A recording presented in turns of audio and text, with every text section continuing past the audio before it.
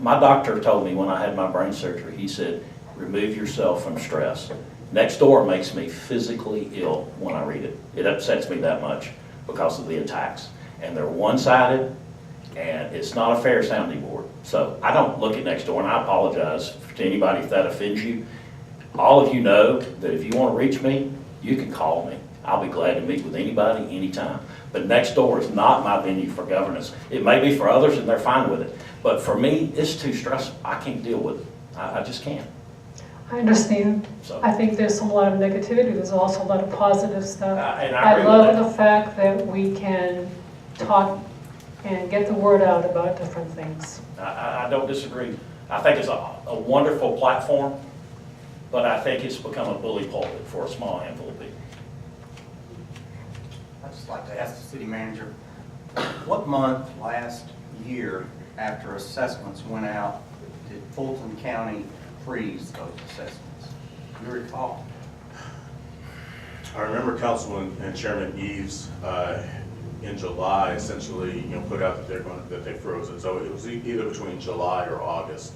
It was after the adoption of our budget. Absolutely, it was after the adoption of our budget. Right, yes. Had we known, because that is part of why we're so far light on our collection this year, is we did not expect. It was a devastating blow. And one more comment on the millage rate. And I'm sorry, anybody, I'm not trying to dominate the discussion, but if we lower the millage rate for residential, we'll also lower it for commercial. And commercial's carrying the load, they always have.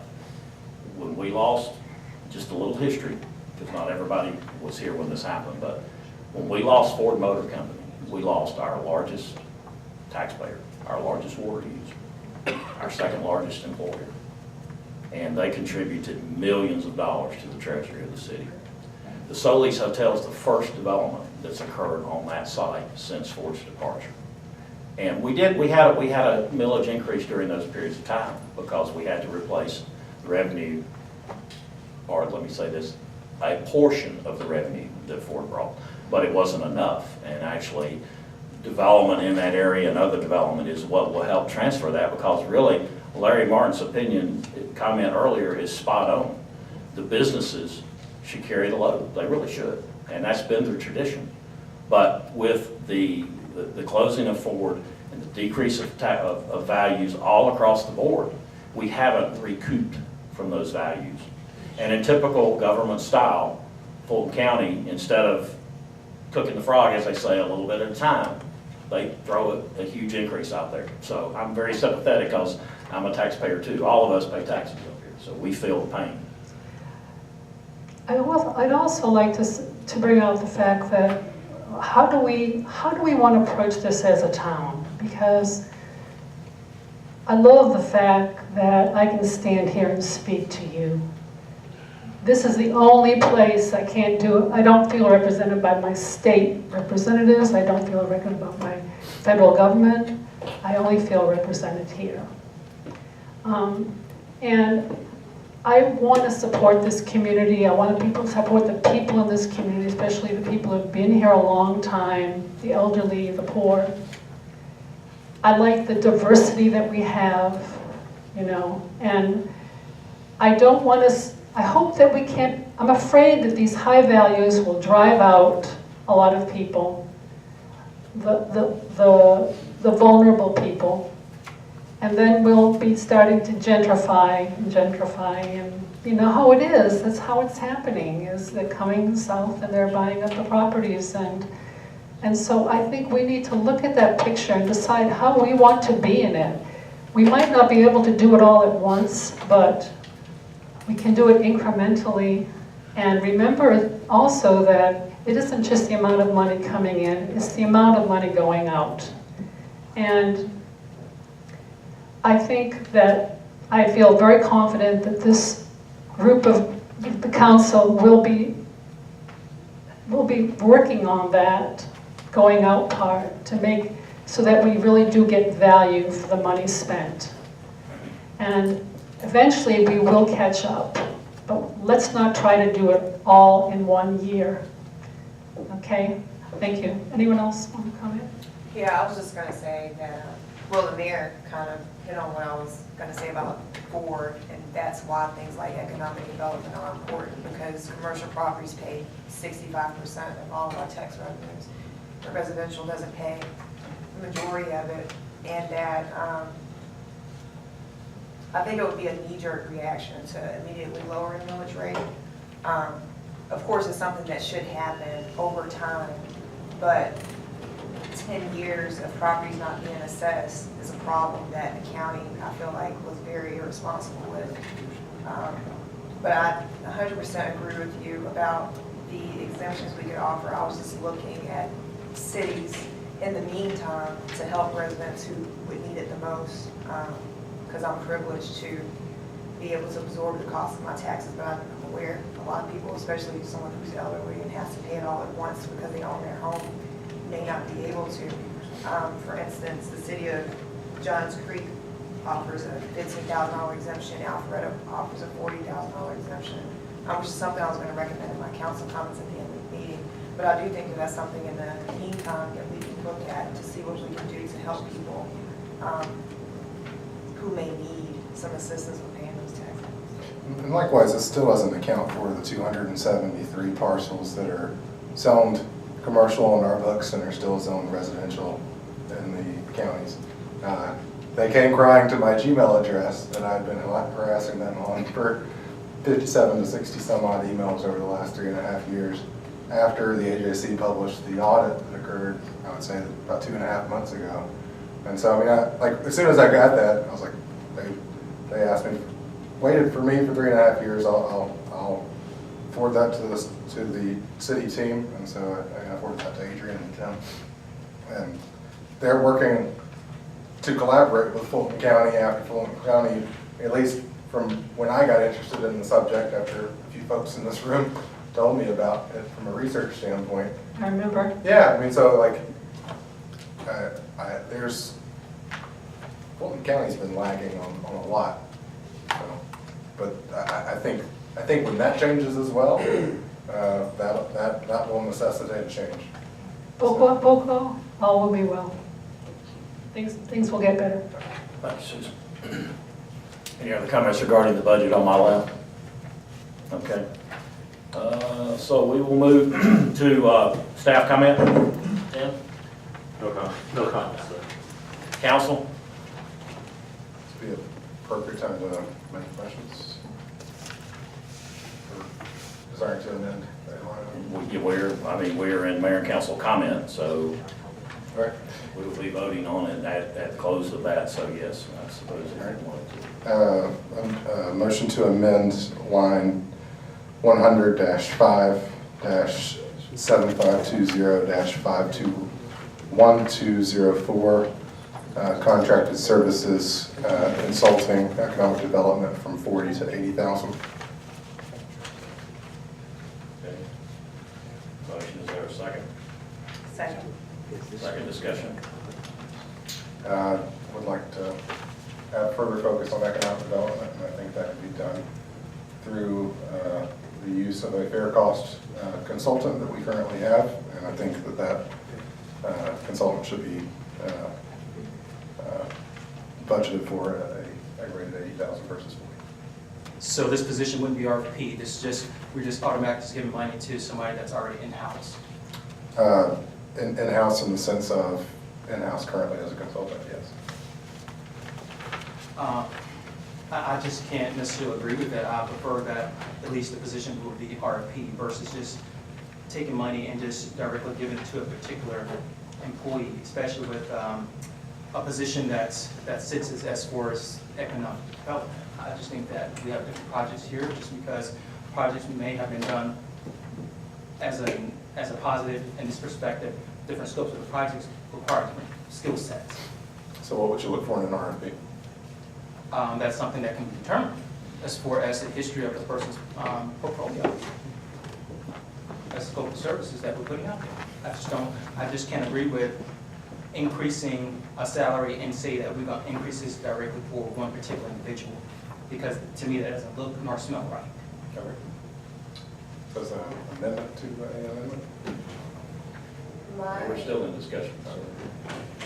The only caveat to what Mark is saying is that that person's current contract does not, the proposed budget does not meet the terms of that person's current contract. But $80,000 would be in line with the current contract. But also the hours say up to a certain amount of hours, correct? And I would think before we decide to increase or make an amendment to the budget, that this current budget be finalized and that the millage rate be determined before we decide to make such amendments within this budget. We're already pulling from our enterprise fund. So do we decide to say it's okay to continue to pull from our enterprise fund for this particular group and not for this particular group? That's where my concern comes in.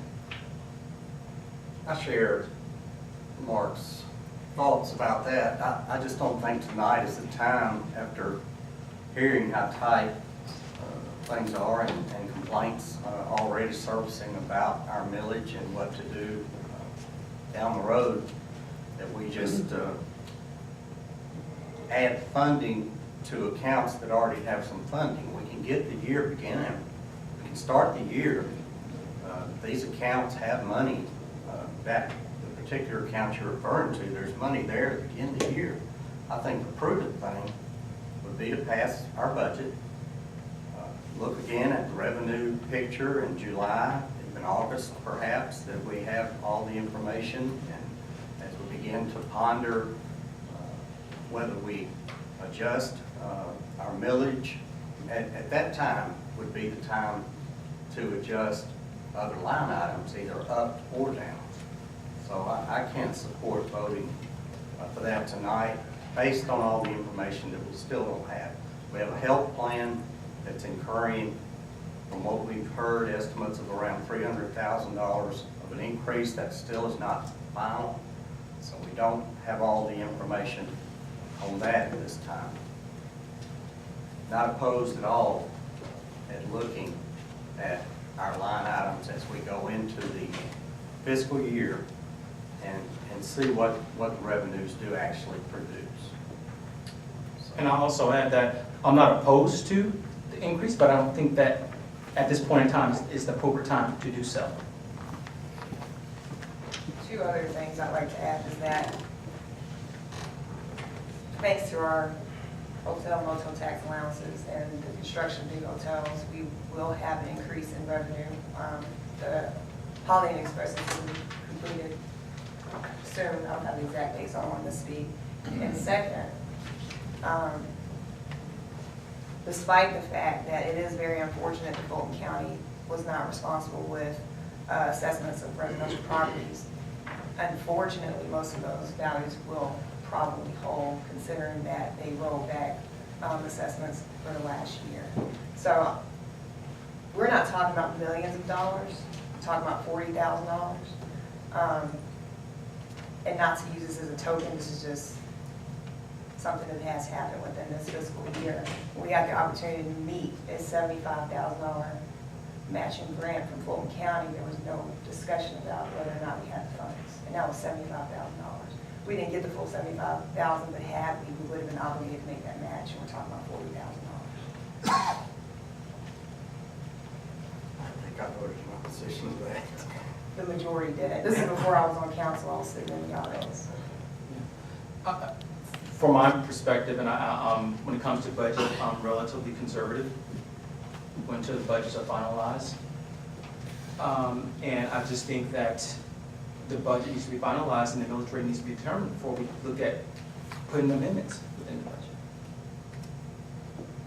Is it, and this is another, I don't know, that's what I'm asking, is it easier to make amendments now or to make changes now than it is to amend it later? Because I don't want, here's what I don't want to happen. I don't want to say we're going to wait until the assessments are finalized, the taxes are finalized, and then we're going to discuss it, but then that discussion either does not happen or is shut down. Well, I think if we agree to have a discussion post finalization of the budget, that discussion should happen. If that's the What will the direction. final digest be into?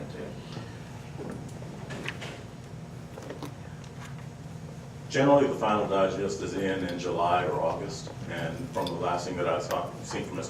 Bradfield, it looks like July, August, probably August. I would expect to get some regular time.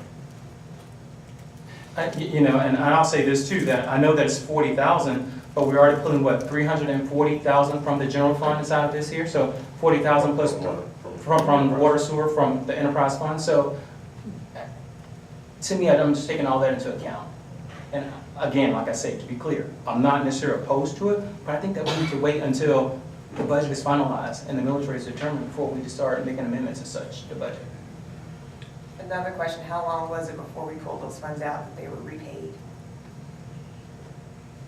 When I was assistant finance director and we were going through this, we promised to make a repayment of the $2 million that we borrowed in December, by December 31st. We made that payment by December 31st. Yeah, there's two different Yeah, courses. part of the budget. Yeah, there's two different courses of discussion here. That there's the loan that, I mean, we just moved money from one column to the other because we had the money in the water sewer fund. But it's not unusual for cities to take a profit from an enterprise fund, such as the water sewer system. Because I've checked with our sister municipalities, and virtually everybody who's got an enterprise fund will transfer funding from their enterprise fund, their profits, if you will. Because it's the only thing the city does that quote unquote makes a profit. No, and I'm not criticizing that as a practice. My point is that we borrowed it and it was paid back and it was supposed to have been. But we take a lot of heat out there though That for, wasn't what we budgeted, though, we didn't pay that back. The budget is to take a certain amount of funds to balance the budget, that money stays, that money moves, and it stays where it goes. What Tim was referring to was that during the course of the fiscal year, we found ourselves in a cash flow situation where we had to borrow money, and that money was paid back. So it's really a couple of different. we went to the market to get a tax anticipation note. And the terms, it was gonna cost us a lot of money to borrow money. And so the previous council thought, well, we've got the money in our enterprise fund. Just transfer it with caveat that when the taxes come in, that's the first thing that gets paid back, which it did. So, I mean, we just loaned money to ourselves, basically. So that was the 2 million. So two different issues. There's the transfer that occurs virtually every budget cycle where we take positive revenue from water sewer and put it in general fund. And that's what you're speaking to. But we're hoping in future cycles going forward that we can stop doing that. Yeah. That the general fund Stands can on its own. balance on its own. That's the goal. We're not there in this budget today.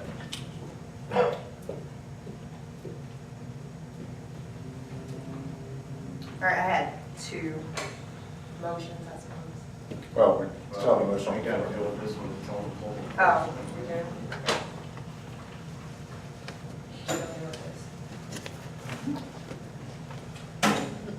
Hurry up, Mike, you're mayor. Yeah. The water won't stop. Oh, got a leak. We got a water bill. Got a leak. Who's paying that bill? You didn't pay your water bill. I'm just kidding. Okay, so we're in discussion, any further discussion? And the item that's up now is we're still in public hearing, that's the first thing to keep in mind. Second thing is we're in the budget amendment phase. So, any further discussion on that item? Okay, there being none, all in favor of the motion to amend the budget, raise your right hand. All opposed? 2-2. All right.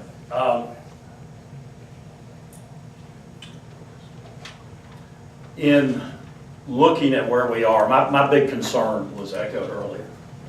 And my big concern is our health care costs, because our health insurance premiums are slated to be somewhere between $300,000 and $350,000 more. We're not going to know when that occurs for another, what, couple of weeks, Tim? We should know in about 2 weeks. So I will cast a vote in the affirmative of the budget amendment with a caveat. And the caveat is that the digest values that come back will absorb the increase. And the healthcare cost that we're anticipating will allow us to absorb that increase. So that's how we'll cast my vote, in the affirmative with the caveat. So Remake a motion. that's a good question. I think we would need a second motion because I want that included in the language. All right, a motion to amend the contracted service consulting budget as previously stated from 40 to 80,000. This is line item 100-5, 7520, 521204 consulting. With the caveats as stated by Mayor Allen Holman. Okay, is there a second to that? Second. All in favor of that motion, raise your right hand. All opposed? Take a part. With that said, I will cast my vote in the affirmative. Okay. With that said. Okay, all right, motion carries. All right, any other comments on the budget? We're still in the public hearing phase. I have a motion to amend. Okay, not as good at track as this. Just say the line item. Trade and tourism, line item 290-0000-391280.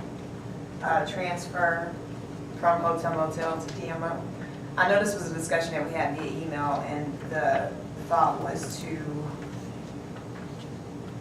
leave it as it is, but I do want to make sure that we are paying our DMO accurately, and to my understanding, the requirements when we switched from 7% to 8% are not the same. And I know that we will not actually be collecting at 8% until October. Yeah. I think that's correct. Well, let me clarify kind of the timing principles. In the month of August, the hotels are going to start. And we budgeted this on an accrual basis. So we have in our budget right now 12 months at 8%. And based on our actuals, we'll have 11 months at 8%, 1 month at 7%. So even though we receive our first payment of, for August and October, we actually budgeted for all 12 months. So basically going through August.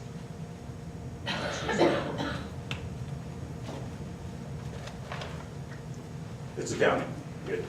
It's accounting. We're accounting for 11 of the 12 months, and then 1 month will be at 7%. So basically, this all occurs around the same time that their contract is up for renewal? Correct. Michael, I just want to make sure, even though we're budgeting 1 month at 7%, is that 1 month at 7% going to meet the legal requirements at 8% since we've already passed that ordinance? We pay the DMO based on what we collect. So for the July collections by the hotels, we're going to send 2 cents, actually 2.1 cents, over to the DMO. Starting for August hotel collections, which means our receipt is in October, then we will send 3.5 cents based on our basic sending the TCT payments over to the DMO. Does that mean I withdraw my motion? Yeah, I think that'd be safe. Okay, but And then we can revisit this if need be. that's what I was going to say, we can revisit it. When the revenues change, or Because the that's collections what change. I make when I'm a little confused. All right, the second item, I can't find it, and I didn't do a great job on post-it notes. The Main Street budget, line item.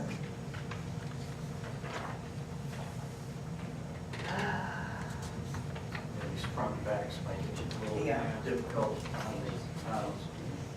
Because my post-it note is on the wrong page.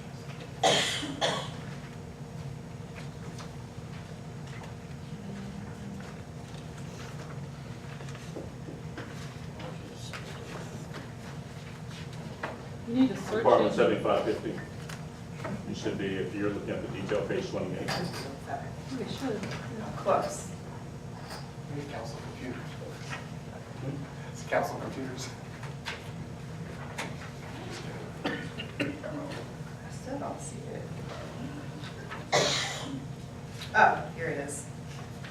I would recommend that their full budget of $40,000 be restored with an additional $5,000, increasing their budget to $45,000. The reason for that is that, to my understanding, their budget was cut with the promise that it would be restored a year later, and that has not happened. It was, yeah, it was part of the realignment when we had our DCA situation with hotel tax. How they were funded through that vehicle. So Right. that was one of the cuts. And it was to be a short-term cut. Are you done with your motion or is No, it? So motion to increase that budget by 25,000? yes, I would like to motion to increase Main Street's budget from $20,000 to $45,000. Is there a second to that motion? Second. Discussion. Just the reasoning behind the additional $5,000 is that the art crawls that Main Street has funded in the past were not traditionally budgeted, which means they happen if they have the money. If we go ahead and build it into their budget, they can ensure that they are executed on a regular basis throughout the year. In addition to that, I think Main Street has done some great things as far as the look and the feel of the city and helping to make it an artist destination. The latest, the mosaic, that I'm very excited to see completed on the outside of the Academy Theater. And just a blur, because I know we talk about money, we're trying to be fiscal. From the National Governors Association, the role of arts in economic development, the nonprofits arts industry with $36.8 billion in annual revenue is a potential force in economic development nationwide. States and communities have integrated arts into their economic development arsenal to achieve a wide range of direct and indirect economic goals. So I know for a lot of people, it seems like something that is just a recreational activity, but it does have a positive economic impact on the city to draw people in addition to just improving the quality of life of people who live here. So that's why I think it's something that's important. Okay. Further discussion? Before I vote, I would like to ask, are there any other budget increase amendments that are to be proposed? Does that bring my vote? If I'm voting for this, are there more to come? I'd like to get a sense of where we are tonight. Now it's not bad. Because, Have no more.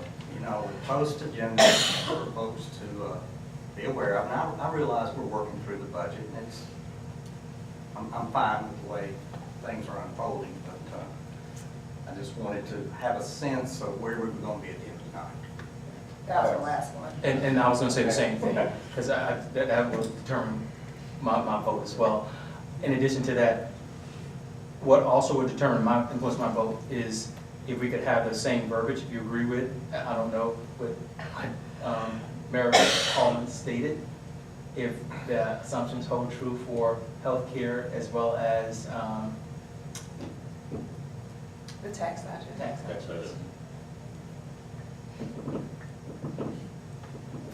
Oh, am I supposed to say it now?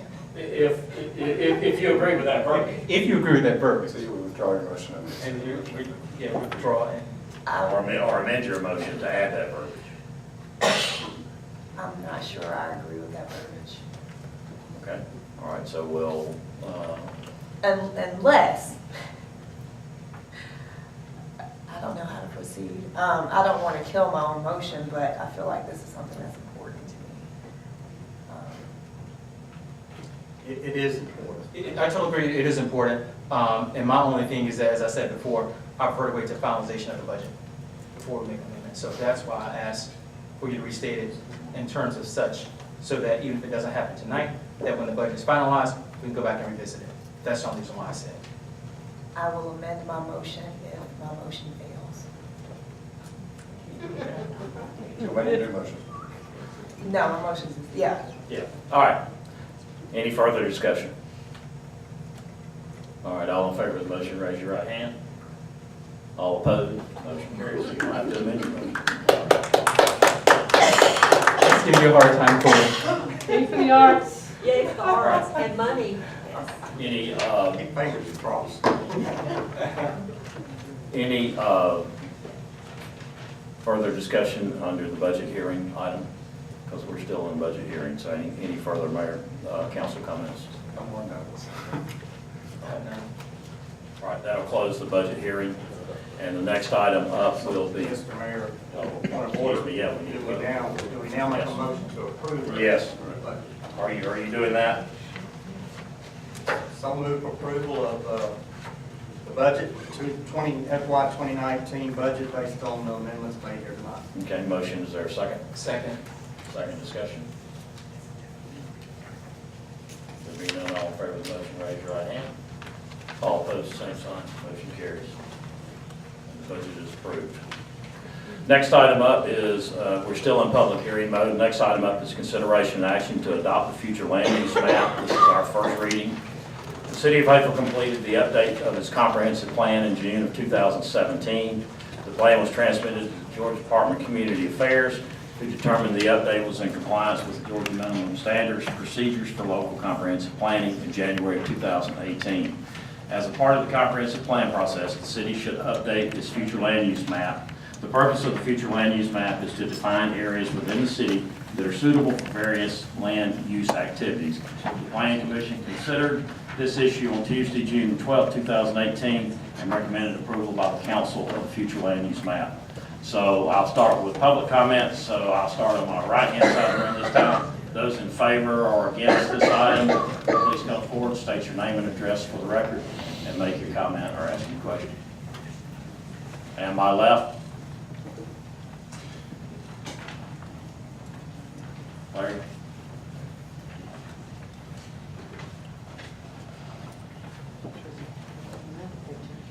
I was the lone wolf, the holdout on the meeting the other night at the planning and zoning. We didn't have that many.